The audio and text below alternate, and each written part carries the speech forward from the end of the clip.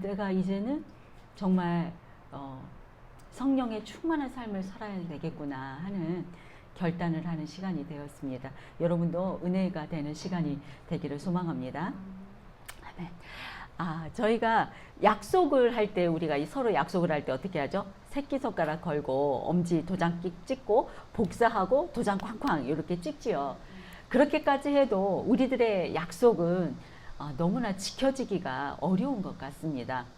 우리 인간들, 사람들의 약속이라는 것이 사람은 믿을 만하지 못하기 때문에 우리가 어떤 약속을 해도, 또 결혼 약속을 하더라도 지키기 어렵고, 동업을 한다 할지라도 그 사이에 그 약속을 지키지 못해서 깨지기가 십상이고 참 지켜지기가 어려운 것을 보게 됩니다. 하지만 우리가 주님의 약속을 알게 되고 그 약속을 믿게 된다면 우리도 또한 약속을 할 수도 있고 그 약속을 지킬 수도 있게 될 것입니다. 왜냐하면 우리의 주님은 약속하신 것을 반드시 지키시는 분이기 때문입니다. 본문에서 약속의 주님은 하나님 아버지가 약속하신 것을 기다리라고 이렇게 자신 있게 명령하십니다. 그래서 오늘 본문 4절에 약속하신 것을 기다리기 위해서 우리가 첫째로 해야 할 것은 십자가와 부활을 체험해야 합니다. 1, 2, 3절을 보겠습니다. 데오빌러여, 내가 먼저 쓴 글에는 무릇 예수께서 행하시며 가르치시기를 시작하신부터 그가 택하신 사도들에게 성령으로 명하시고 승천하신 날까지의 일을 기록하였노라. 그가 고난받으신 후에 또한 그들에게 확실한 많은 증거로 친히 살아계심을 나타내사 40일 동안 그들에게 보이시며 하나님 나라의 일을 말씀하시니라. 아멘. 네, 1절에서 먼저 쓴 글에는 이렇게 예수님이 행하시며 가르쳤다고 합니다. 먼저 쓴 글은 다 알고 있듯이 누가는 누가복음을 썼습니다. 누가복음과 사도행전을 이렇게 이어서 썼지요. 그리고 이어서 2절에서 명하는 것도 성령으로 명한다고 합니다. 그리고 나서 예수님은 승천하셨습니다. 예수님은 십자가에서 하나님 아버지의 뜻대로 잘 죽으셨기에 승천하실 수도 있는 것입니다. 그와 같이 우리도 잘 죽어야 예수님과 함께 우리도 승천할 수 있겠지요. 그래서 내 인생의 목적은 우리가 매 순간 잘 죽는 것이 되어야 합니다. 우리의 삶이 잘 죽기 위해서 산다고 해도 과언이 아닙니다. 저와 여러분은 예수님처럼 살고 예수님처럼 죽고 또 예수님처럼 부활하는 그런 신앙을 가져야 합니다. 예수님의 삶과 죽음과 부활은 바로 우리의 구원의 이야기이기 때문입니다. 모든 인생에는 시작이 있고 끝이 있습니다. 그래서 그 각 개인의 구속사에도 서론, 본론, 결론이 다 있습니다. 그리고 우리의 삶 전체를 통틀어서 그 구원의 역사가 이루어져야 합니다. 그런데 성경을 차근차근 잘 읽어보다 보면은 구원을 위해서 반드시 십자가를 져야 한다고 말하고 있습니다. 내가 행하는 것, 내가 죽어지는 것, 내가 다 십자가를 지는 것입니다. 그래서 3절에 고난 받으신 후에 이 말이 중요합니다. 내가 강력한 하나님의 나라 일을 말하고자 할 때, 전하고자 할 때 우리가 고난을 받는 것은 필수인 것입니다. 그렇기에 어떤 고난이 있어도 이것은 나에게 있어야 하리라 라는 고백이 있어야 합니다. 그러니 남편이 바람을 피워도 이것은 있어야 하리니, 자식이 집을 나가도 이것은 있어야 하리니, 나에게 질병의 문제가 생겨도 이것은 나에게 있어야 하리니, 네, 어떤 구도의 문제에도 있어야 하리니 이것이 되어야 한다고 합니다. 예수님께서는 죄가 없으신 분이시지요. 그렇지만 예수님은 십자가에 달려서 모든 수치와 조롱과 죽임당함의 고난을 받으셨습니다. 예수님은 그 고난을 다 받으신 후에 십자가에 죽으시고 또 부활하셨기 때문에 우리에게 이렇게 가르칠 것이 있으실 것입니다. 고난 받을수록 하나님 나라의 일을 강력하게 말할 수 있다는 것이 중요합니다. 바로 예수님의 십자가 죽음으로 말미암아 우리에게는 그 사건이 구원의 사건이 되었고, 예수님의 부활하심으로 말미암아서 하나님의 살아계심을 나타내는 사건이 되었다는 것입니다.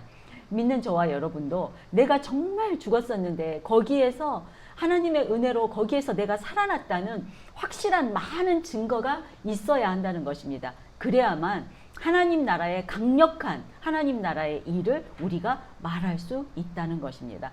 그러므로 저와 여러분은 어떠한 고난을 당한다 할지라도 하나님 나라의 일로 생각하고 인내하며 다 견뎌야 한다는 것이죠. 예수님과 3년 반 동안 동행했던 제자들에게조차 가장 필요했던 소식은 십자가 이후에 예수님의 부활 소식이었습니다. 예수님이 진짜 십자가의 죽음만으로 끝났다면은 지금 저와 여러분에게는 부활의 소망이 없었을 것입니다.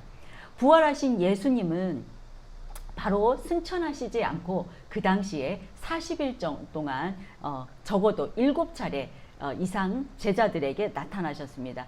예수님께서 제자들에게 모든 성경에 기록된 쓴 바에 의하면 자신에 관한 것을 자세히 설명하시며 십자가와 부활의 소식을 전하셨습니다. 예수님이 성경을 풀어주실 때 그때 제자들의 마음이 갑자기 뜨거워지고 눈이 밝아져서 주님을 알아보게 되었습니다.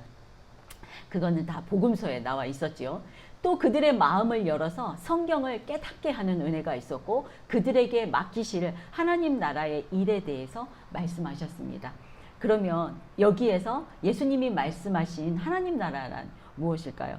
우리가 다 아시는 것처럼 하나님 나라는 하나님의 다스림과 통치가 온전히 이루어지는 것이 바로 하나님의 나라입니다. 예수님이 3년 동안 가르쳤던 하나님 나라의 이야기는 예수님께서 십자가에 죽으셨고 부활하심을 말씀으로 자신을 확실하게 증거하셨습니다. 이때 예수님을 만난 제자들에게 하나님 나라의 일이란 사명을 주시기까지 사도행전이 시작되기 전에 있어야 할 사건이었습니다. 그래서 요한복음을 다 사복음서에 보면은 예수님의 십자가 사건이 잘 나타나 있는 것이지요. 그래서 십자가 고난과 부활을 체험한 제자들은 하나님 나라에 대해서 전해줄 말이 많아지게 되었습니다. 그리고 그들은 그 말을 전했기에 지금까지 성경으로 우리에게 전해지고 우리가 그 말을 듣고 있는 것입니다. 네, 약속하신 것을 기다리려면 두 번째, 사도에게 분부하셨습니다.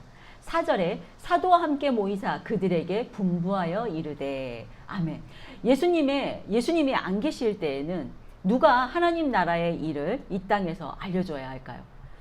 네, 바로 제자들, 사도입니다. 그래서 사도와 함께 예수님은 모이셨고 사도들에게 분부하셨습니다. 2절에도 택하신 사도들에게 성령으로 명하셨다고 하셨죠. 또 사도행전은 그리스도의 구원 사역이 교회를 통해서 계속되어야 하기에 그 사명을 감당할 사도가 너무나 중요했습니다. 예수님은 아무나 제자 훈련을 시키는 게 아니고 택하신 사도, 즉 하나님의 부르심을 입은 사람들이 있다고 하는 것입니다.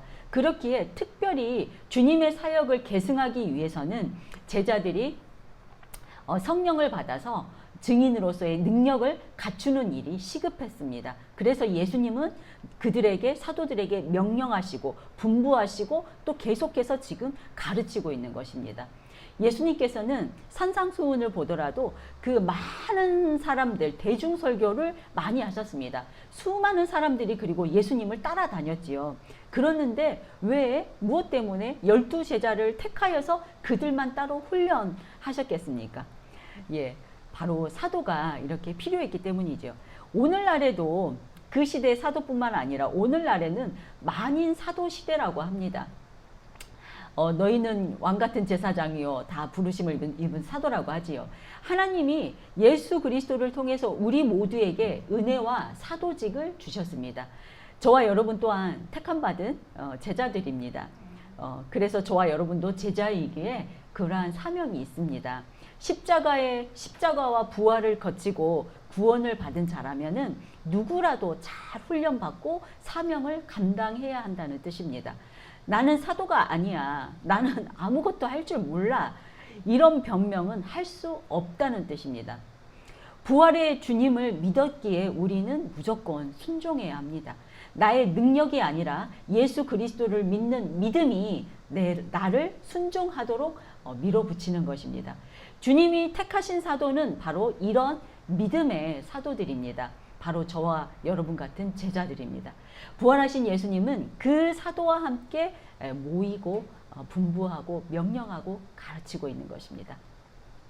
네, 우리가 보면은 교회와 학교와 사회는 다 다릅니다. 학교에서는 다 끼리끼리 놀죠. 다 또리 그 놀이 집단이 다릅니다. 그 중에 또 그들의 엄마들도 육성의 엄마들 보면은 그 엄마들끼리도 다 끼리끼리 놀고 엄마들이 다 끼리끼리 놀고 그들 사이에서도 또 상처를 주고받는 연속 그런 상태가 이렇게 계속됩니다. 그래서 어려서부터 교회를 다녀야 되는 이유가 되죠. 어려서부터 성경적 가치관을 교회 아니면은 배울 수 없기 때문입니다. 교회는 가난한 사람도 있고 부자인 사람도 있고 병든 사람도 있고 또 말썽쟁이도 있고 착한 사람도 있습니다. 이런 사람들이 다 어울려 가면서 믿음을 나누고 함께 동역하는 것입니다. 착한 애들은 그렇지 못한 반대되는 사람들을 섬기고 그 섬기는 걸 가르치는 것이 바로 교회입니다. 이것은 교회에서밖에 못 가르칩니다. 사회에서는 이거를 가르치지 않지요. 그러니 여러분들이 아이들에게 다음 세대에게 무엇을 보여줘야 하는지 알겠지요. 예, 이 일을 가르치는 일을 해야 하는 것이 바로 부르심을 받은 사도이고 택하신 사도가 해야 할 일입니다. 물론 주님이 택하신 사도 중에서 10분의 1은 틀렸습니다. 12명 중에 가룟 유다가 나왔습니다. 우리 교회에서도 그래서 몇 %는 틀린 것이 이상한 일이 아니라는 것입니다. 우리가 예수님보다는 더 틀려야 되겠지요. 그래서 우리 교회는 가룟 유다보다 더 많은 사람들이 틀린 것처럼 보이기도 하는 것 같습니다.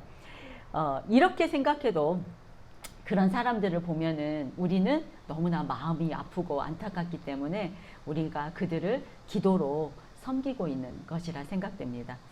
예수님이 고난을 받으셨고 부활하셨기에 명령하셨듯이 우리들도 고난을 받았고 어둠에서 살아났기 때문에 성령으로 말할 수 있습니다. 그래서 어떤 경험보다도 내 고난의 경험이 성령의 일을, 하나님의 일을 말할 수 있게 합니다. 그러면 여러분, 예수님께서 함께 모이기 원하는 사도의 반열에 여러분은 들어가셨습니까? 네, 꼭 들어가시기를 주님의 이름으로 부탁드립니다. 네, 약속하신 것을 기다리려면 세 번째는 예루살렘을 떠나지 말라고 하십니다. 4절입니다. 예루살렘을 떠나지 말고 내게서 들은 바 아버지께서 약속하신 것을 기다리라. 아멘. 예루살렘을 떠나지 말라고 하셨는데 여기에 예루살렘은 어디입니까?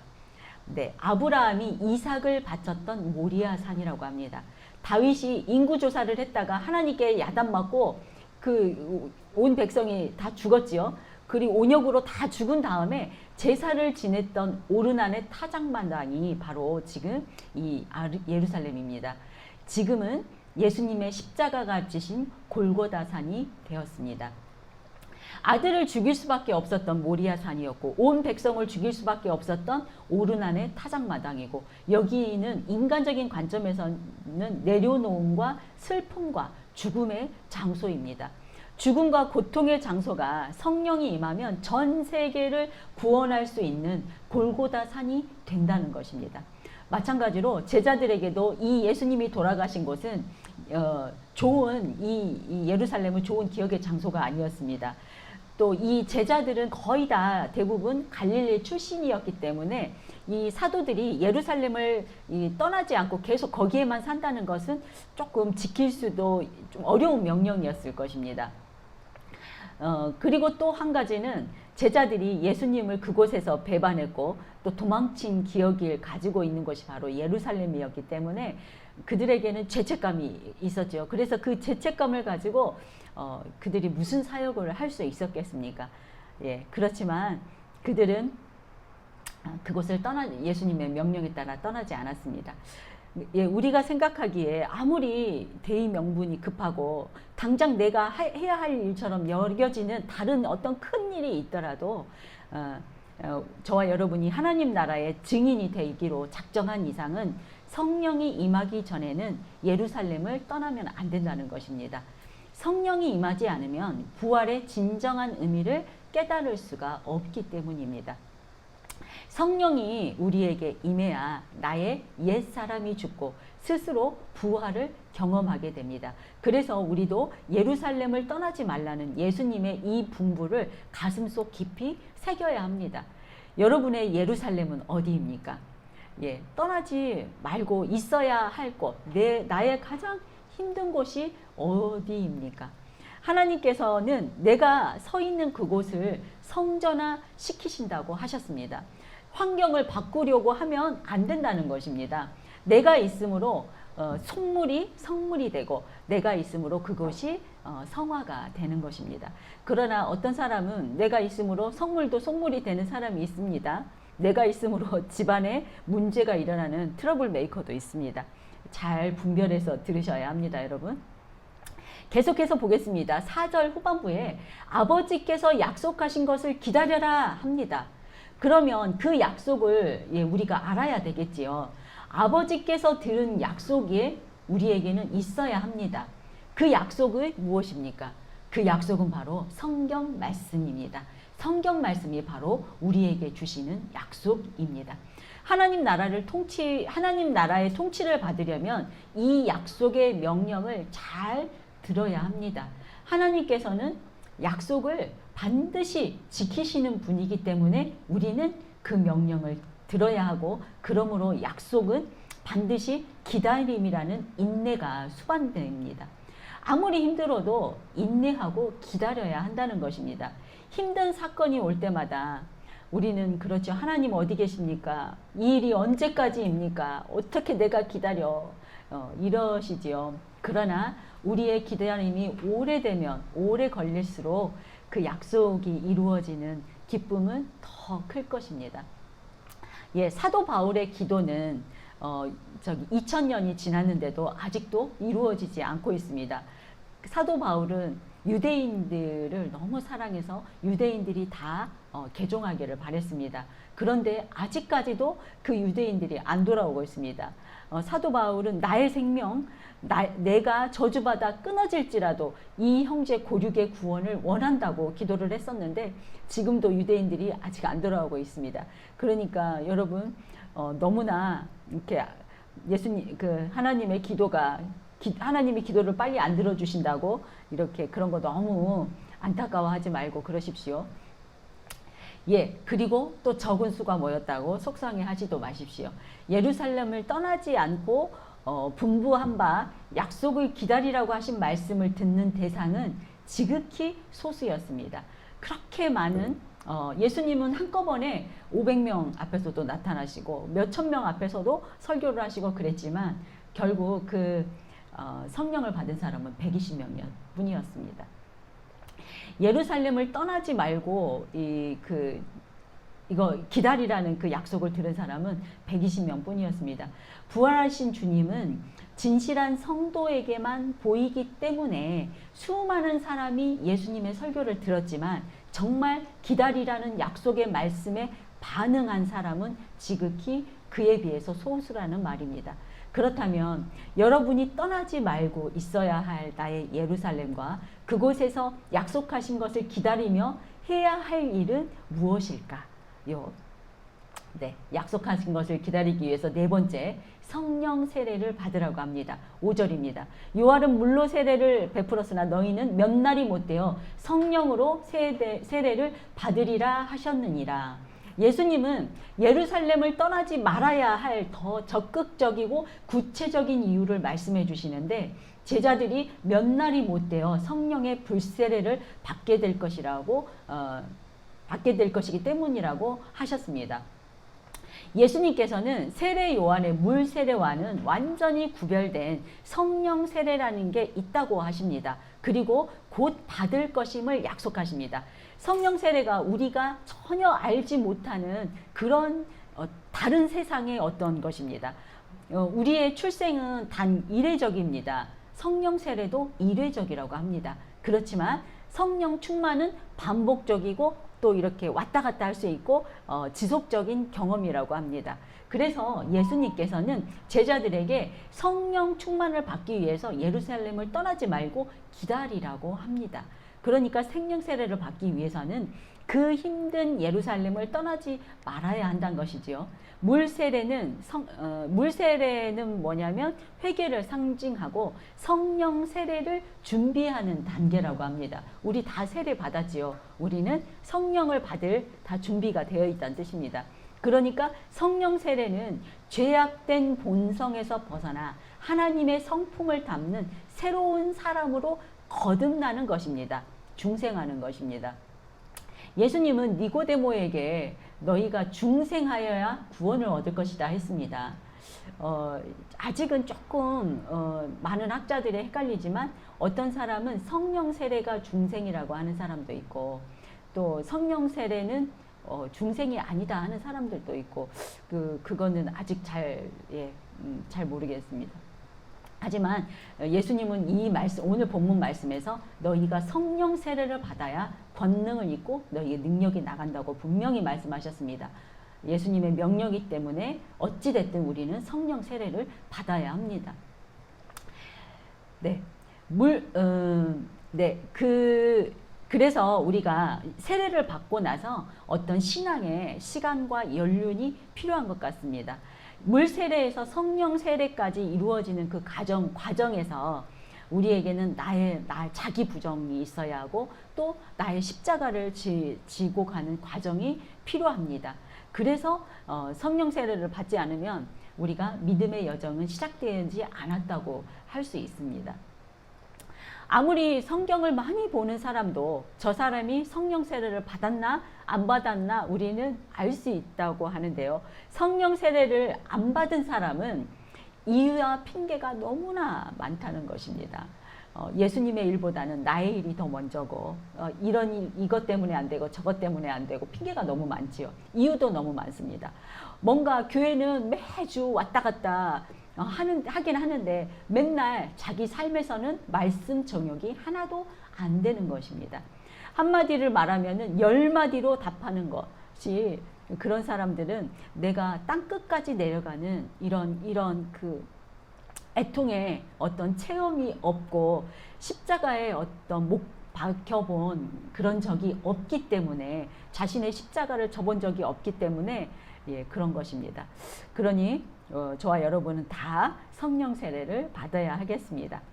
그런데 오늘 제자들도 아직 예수님의 가르침을 못 알아듣고 있습니다. 6절에 제자들의 반응을 보십시오. 6절 그들이 모였을 때 예수께 여쭈어 이르되 주께서 이스라엘 나라를 회복하심이 이때니까 하니 예수님의 십자가 죽음과 부활을 보았는데도 제자들이 바라는 것은 하나님 나라가 아니라 이스라엘의 해방인 것입니다. 이스라엘 백성들이 지금 몇백 년 동안 로마 식민지 치하에서 살면서 핍박이 너무나 힘들고 엄청나니까 세상적인 메시아가 와서 우리 그 이스라엘을 이렇게 회복시켜주는 그런 것밖에 지금 바라고 있지 않습니다. 그리고 그들이 아는 것이 이것이 전부입니다. 지금 저와 여러분도 말씀을 아무리 들어도 내가 언제 돈을 많이 벌려나, 언제 내가 바라는 기도가 이루어지려나, 그저 내 욕심으로 한 그런 기도만 이루어지기를 생각하고 있는 그런 것과 같은 현상입니다. 제자들도 이스라엘을 통해서 자기 민족을 중심으로 이 세계가 통일됐으면 좋겠다, 이런 생각을 하고 있는 것입니다. 그러니까 자나깨나 나의 애들이 좋은 학교 다녀야 되고 좋은 직장 다녀야 되고 나는 또 믿는 사람하고 또 결혼을 해야 하는데 믿는 배우자는 스펙도 좋아야 하고 돈도 잘 벌어야 하고 그런 생각을 가지고 있는 것입니다. 우리 집이 잘 되어야 하고 내가 다니는 교회만 잘 되어야 하고 이것이 바로 우리의 모습입니다. 그런데 내 가족만 잘 되고 우리 교회만 잘 된다고 생각해 보십시오. 이 세상이 어떻게 되겠습니까? 이상하게 되겠죠. 이렇게 계속 육의 회복만을 바라는 것이 바로 나의 모습이고 내 가족의 모습이고 바로 우리 교회의 모습입니다. 이렇게 성령을 받기 전에는 하나님의 음성을 온전하게 듣지 못하는 것입니다. 우리는 나의 작은 습관 하나 고치는 것이 너무나 어렵습니다. 그렇게 교회를 오래 다녔어도 이 성령의 음성을 못 들으면은 내 습관 하나 고치는 게 얼마나 어려운지 중력을 탈출하는 것만큼이나 어렵다고 합니다. 도박에 빠진 사람들 보십시오. 손목을 잘라내면은 발로 한다고 하잖아요. 한번 성적 유혹에 빠진 사람은 거기에서 혼자 절대로 빠져나오지 못합니다. 어떤 중독에 빠지는 사람도 보면 마약 중독이나 어떤 중독에 빠진 사람도 보면은 혼자서는 절대 그 중독에서 벗어날 수가 없다는 것입니다. 저도 이렇게 소설을 끊어야지 하는데 허구한 날 소설을 봅니다. 정말 제 힘으로는 끊어낼 수 없는 것이 바로 그런 중독들입니다. 어떤 우리가 뾰족한 펜이 있지요. 뾰족한 펜을 이렇게 뾰족한 면을 이렇게 바닥에 놓고 세우려고 하면 세워집니까? 0.1초도 못 쓰고 바로 쓰러집니다. 세울 수가 없습니다. 그런데 그 뾰족한 펜을 하나님은 세우실 수 있습니다. 4억 년 동안 세워놓고 고정시킬 수 있는 힘이 바로 중력이라고 합니다. 그런데 하나님은 그 능력으로 우주를 운행하시는 것이라고 합니다. 누군가 딱 붙들고 이 우주를 운행하지 않으면 어떻게 해와 달과 별들이 다 그 제자를 지키면서 이렇게 운행을 하고 우리가 알고 있는 수금지와 목도 천해명이 제 자리에서 부딪히지 않고 돌아가고 있겠습니까? 그러니까 우리는 1초도 세우지 못하는 그 뾰족한 힘을 하나님은 4억 년 동안 세우시는 힘이라고 합니다. 그 중력을 탈출하는 것만큼 어려운 것이 바로 내 습관이 변하는 것이라는 겁니다. 그 중력을 탈출하려면 말할 수 없는 에너지가 필요합니다. 그러니까 말할 수 없는 그 나의 힘, 내가 모든 힘을 끌어모아서 공부도 하고 사업도 하고 또 성공을 합니다. 그래서 죽을 힘을 다해서 노력한 결과 내가 밥은 굶지 않고 살 수 있는데 성령은 못 받는다는 것입니다. 내 힘으로는 성령은 못 받는다는 것입니다. 네, 우리가 로켓 발사를 할 때도 얼마나 많은 에너지가 필요합니까? 그 동력을 팍 쏘아서 그 에너지, 너무나 많은 에너지가 또 끌고 갈 게 없기 때문에 하나는 또 무너뜨리고 또 이렇게 쏘아 올리고 그 로켓 발사할 때 그렇게 해서 너무나 많은 에너지로 로켓을 발사하지요. 그런데 그 대단한 에너지가 지구 밖을 딱 나가는 순간 무중력 상태가 돼서 너무나 쉬워집니다. 그 에너지는 필요가 없게 된 것입니다. 그런 것처럼 우리가 성령을 받고 나면은 우리가 그렇게 끊기가 힘들었던 그 습관이나 그런 것들이 너무나 쉬워진다는 것입니다. 예. 성경을 읽는 것도 우리가 아무리 나 성경 읽어야 돼, 우리 성경 많이 읽어야 된다는 걸 너무나 잘 알고 있지 않습니까? 그래서 성경을 읽으려고 아무리 노력해도 그게 습관으로 자리 잡기가 너무나 힘들지요. 그렇지만 어느 순간 성령이 임하게 되고 말씀이 나를 사로잡을 때 그때부터는 말씀이 꿀송이처럼 달고 그때부터는 너무 쉬워지고 그럼으로써 나도 편안해고 내 주위에 나의 가정도 편안해질 수 있는 것입니다. 우리가 몸도 이렇게 제대로 된 습관을 가져야 건강하잖아요. 물론 그 전까지는 4억 년의 중력을 탈출해야 되는 너무 힘든 과정이 있습니다. 그런 것은 우리의 인간의 힘으로는 안 됩니다. 나도 안 변하고 내 남편도 안 변하고 내 자녀도 절대로 안 변합니다. 안 변한다는 걸 우리가 인정해야 합니다. 인정하고 가면은 우리는 변할 수 있습니다. 그래서 우리는 우리를 볼 때마다 눈물을 흘리며 기도할 것밖에 없습니다.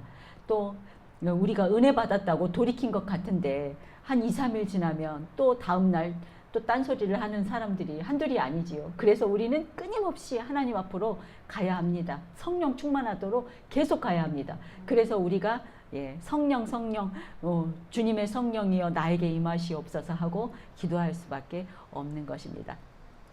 그런데 제자들처럼 날마다 이스라엘 회복밖에 모르잖아요. 지금 제자들이 자기네 이스라엘 회복밖에 모릅니다. 예수님이 십자가에 돌아가시고 부활하신 것을 다 보았는데도 아직도 그 상태인 것입니다. 예, 아니 어떻게 예수님을 직접 본 제자들이 저럴 수가 있어?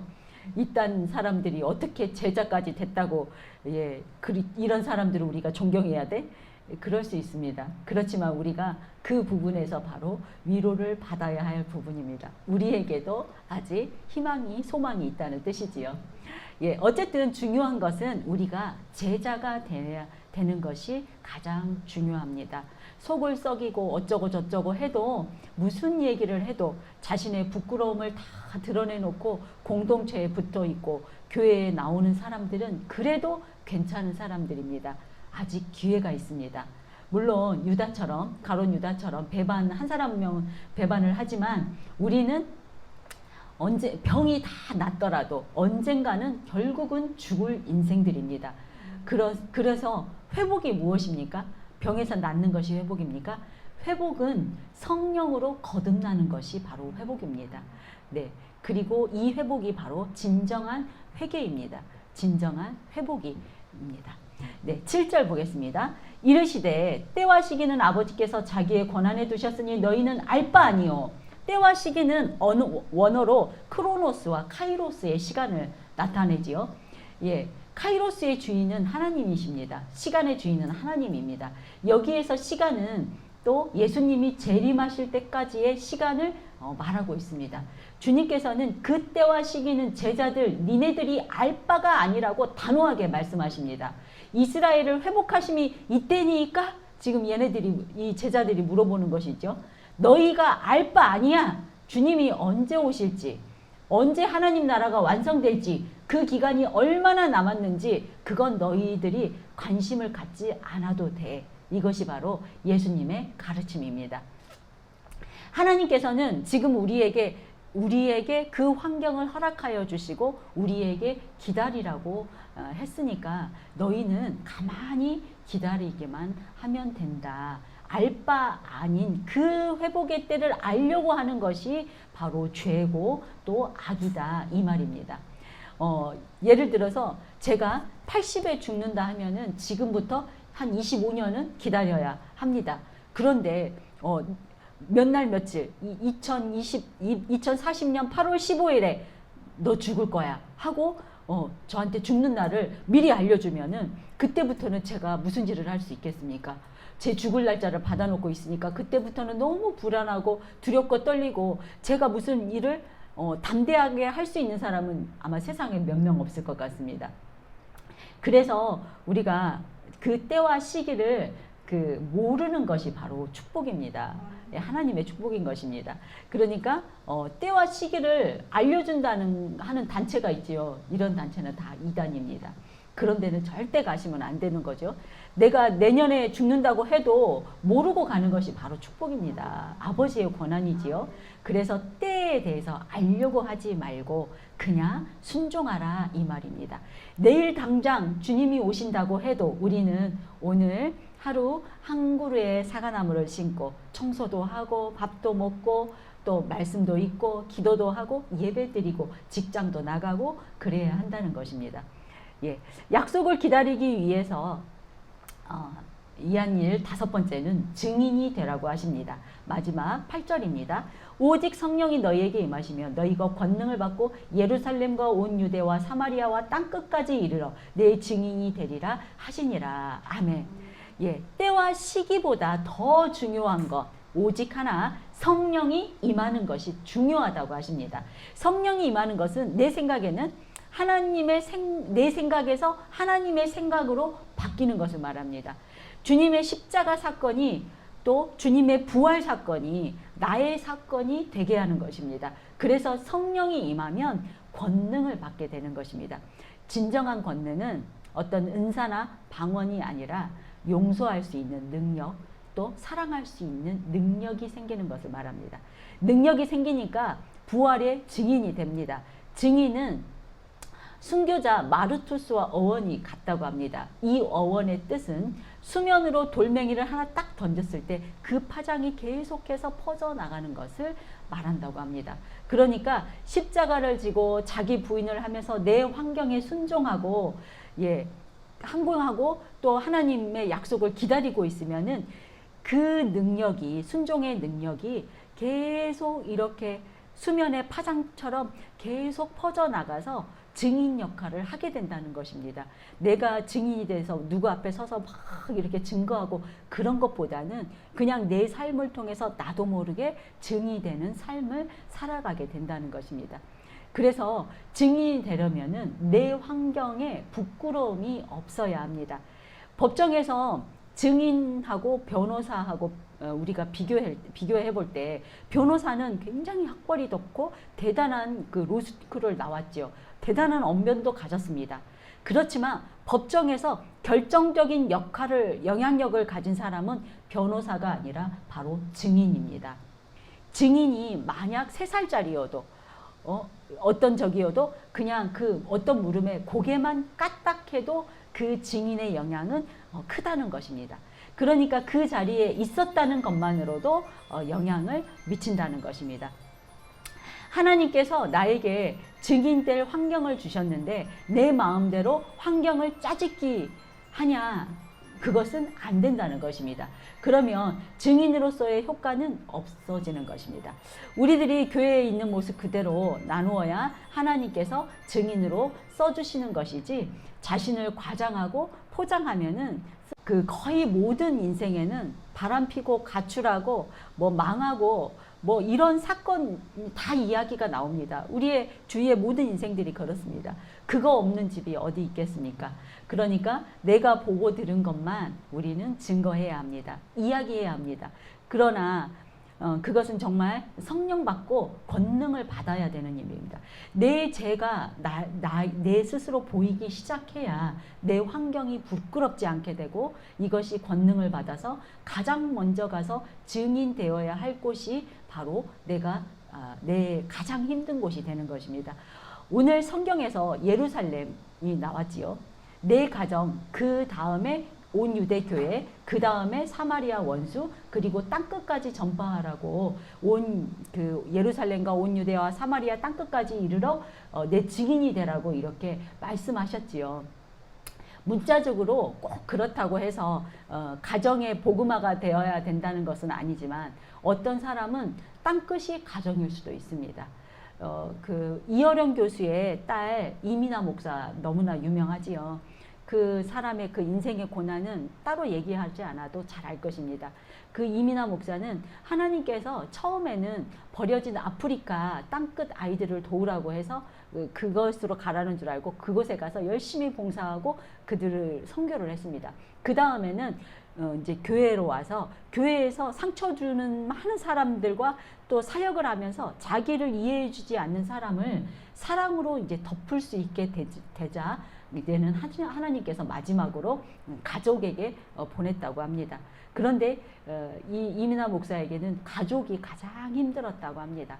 너무 가깝고 익숙하기 때문에 또 그리고 내가 주는 게 아니라 또 받고 싶은 관계이잖아요. 가족한테는. 그렇기 때문에 가장 힘든 것이 가족이었는데 세상 사람들이 다 나를 이해하지 못해도 엄마 아빠는 무조건 나를 사랑으로 안아주기를 우리는 다 원하잖아요. 그러나 아버지 어머니는 제가 자신이 받고 싶은 사랑을 주지 않아서 이 마음의 이 상실감과 상처가 굉장히 많았다고 합니다. 그런데 하나님이 내 부모를 공경하라, 내 이웃을 내 자신과 같이 사랑하라 하셨기 때문에 네 하나님 제가 따르겠습니다 하고 사랑하는 것이 가장 큰 기적임을 알게 되었다고 합니다. 성령이 임하면 이렇게 되는 것입니다. 그래서 이민아 목사가 위암 말기가 되고부터는 지금까지는 혼자 달려가면서 나의 가족들이 따라오지 않는다고 막 그렇게 구박하고 미워했었는데 그 이후부터는 어머니 아버지와 이렇게 보조를 맞추면서 내가 앞서가서 기다리다가 또 늦으면 당기기도 하고 하나님이 정말 살아계시며 그분이야말로 온전한 사랑이라는 것을 같이 경험했다고 합니다. 그때 하나님께서는 나는 내가 혼자서 맹렬히 믿음의 싸움을 싸우고 그 믿음으로 얼마나 빨리 나의 기적을 체험하느냐에 관심이 하나도 없다. 나는 네가 체험하는 나의 능력, 나의 기적, 나의 사랑을 세상에 가서 전파하는 데 관심이 있다. 이렇게 말씀하셨다고 합니다. 그동안 자신이 전파하지 못한 예루살렘, 또 너희 집, 너의 가족, 내 어머니 아버지에게 가서 전파하라. 그래서 투병 중에도 부모님들에게 틈틈이 성경도 읽어주고 사랑으로 다가갔다고 합니다. 이민아 목사가 처음 김한길과 결혼할 때 반대가 심해서 반대를 무릅쓰고 둘이 미국으로 도망갔잖아요. 예, 그래서 아마 부모와의 관계가 안 좋았을 것 같습니다. 그 결과 철저히 무신론자였던 이효룡 교수죠. 아버지가 딸의 믿음이 나를 구원했다고 그러면서 세례를 받았고 지금은 많은 신앙 서적도 많이 썼지요. 이후 이 목사가 인도하는 집회마다 수많은 사람들이 하나님께 헌신하겠다고 다짐하는 그런 놀라운 역사가 일어났다고 합니다. 그래서 문자적으로 진짜로 땅끝까지 복음을 전파하게 된 것입니다. 내 가정에서 증인이 되기 시작하면 저절로 지경이 넓어지는 것입니다. 내 가정에서 증인이 되는 것은 매우 어렵기 때문에 하나님은 내 가정의 증인이 되는 것을 중요하게 여기시기에 아마 이렇게 쓰시는 것 같습니다. 예, 하나님 나라의 권능은 성령 받은 증인들을 통해 임합니다. 하나님 나라의 언어를 알기 위해서 날마다 우리가 목숨 걸고 성경을 읽으면 결국 자기 자신이 편해지고 또 신기하게도 가정이 편안하게 됩니다. 이것은 권능으로 증인이 된 증거입니다. 여러분들이 자녀들에게 성경을 읽히면 진리의 성령님이 권능으로 임하셔서 중력에서 무중력으로 가게 할 수 있습니다. 후일에 또 날이 갈수록 식구들과 다 이야기가 통하게 되고 가정이 편하게 될 것을 믿습니다. 네, 진리의 성령이신 성경을 읽히는 확실한 목표를 가지고 살아야 모든 것을 얻게 됩니다. 급한 일보다 중요한 일이 바로 이것입니다.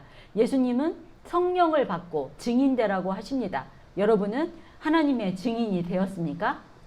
예, 어떤 경우에도 이렇게 성령 받고 증인이 돼서 나가서 전하면 모두에게 성령이 전해지는 놀라운 역사가 일어날 줄 믿습니다. 말씀을 맺겠습니다. 저와 여러분 모두 성령으로 거듭나서 증인의 삶을 살아야 하잖아요. 그러기 위해서는 우리가 하나님 아버지의 약속하신 것을 기다려야 합니다. 그 약속을 기다리기 위해서 우리는 예수님의 십자가와 부활을 체험해야 합니다. 그리고 예수님은 사도에게 분부하셨습니다. 예루살렘을 떠나지 말고 성령을 받으라고 하십니다. 그리고 증인이 되라고 하셨습니다. 여러분은 이 과정에서 어느 부분이 가장 힘들고 어렵습니까? 저는 아직도 십자가와 그 예루살렘을 떠나지 않는 것이 제일 힘든 것 같습니다. 내가 지고 있는 이 가정과 남편을 떠나지 않는 것이 가장 힘들다는 생각이 듭니다. 아마도 제가 생각하기로 그 이유는 제가 아직 다 죽지 않아서일 것입니다. 그러므로 주님의 도움이 필요하다고 매달릴 수밖에 없습니다. 저의 힘으로는 되지 않기 때문이지요. 때를 얻든지 못 얻든지 하나님의 긍휼하심을 바라고 목숨 걸고 성경을 읽어야만 할 것입니다. 그래서 정말 주님의 성령이 정말 임하게 해달라고 우리 그거밖에는 기도하고 찬양할 게 없는 것 같습니다. 네, 기도하겠습니다.